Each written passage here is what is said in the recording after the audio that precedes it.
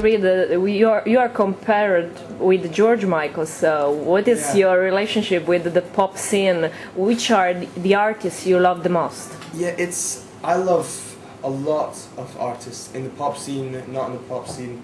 I grew up in a time where it's really easy to access music. Do you know what I mean? Regardless of the genre or who made it.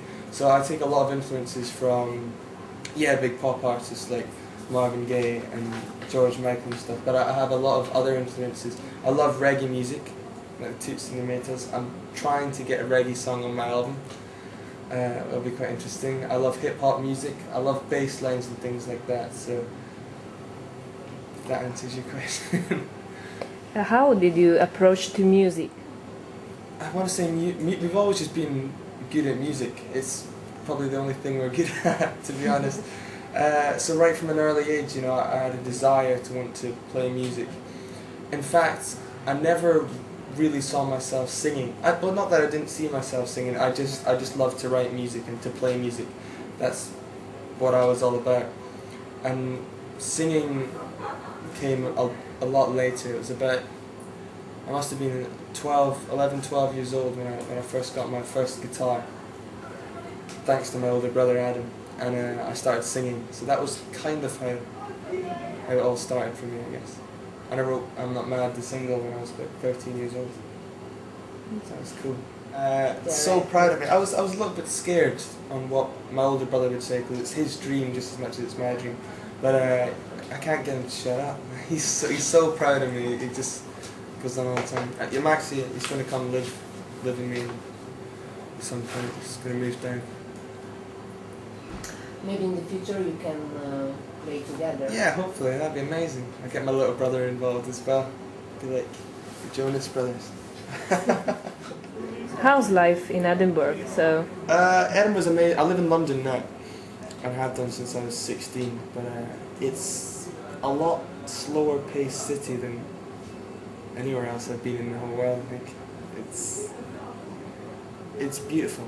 Basically, it's peaceful. It's green, and that's what I love. So I live in an area in London that's peaceful and green, just outside of London a little bit. So.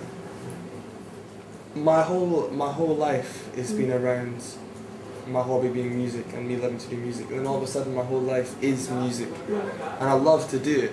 But I was speaking to one of my best friends, and he says, what do you do that you really enjoy to do? And I was like, well, I do my music. And he's like, yeah, but that's your job. Like, besides that, what do you do that you really enjoy? And I thought, I don't do anything.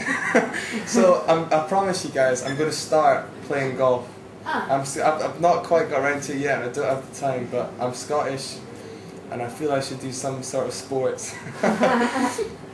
So I want to start, playing golf, because it looks, it's like your something. national sport. Yeah, why not? Not football? I've nothing against football. I love football. I love playing football. And obviously the World Cup song. Yeah. You see, with football, you've got to have other people to play with. With golf, you can kind of go off by yourself or with a mate. So I read on your bio that you left your school. So is it true? And do you miss? Obviously, I miss it, and I felt for a long time that I was missing out on what all the other kids were getting. But at the same time, I convinced myself that they were all missing out on what I was getting. So, I mean, the reason why I left, and I'm proud that I left, not saying it's the best thing to do, the reason why I left is I figured I could go back, but I couldn't necessarily, be a rock star my whole life.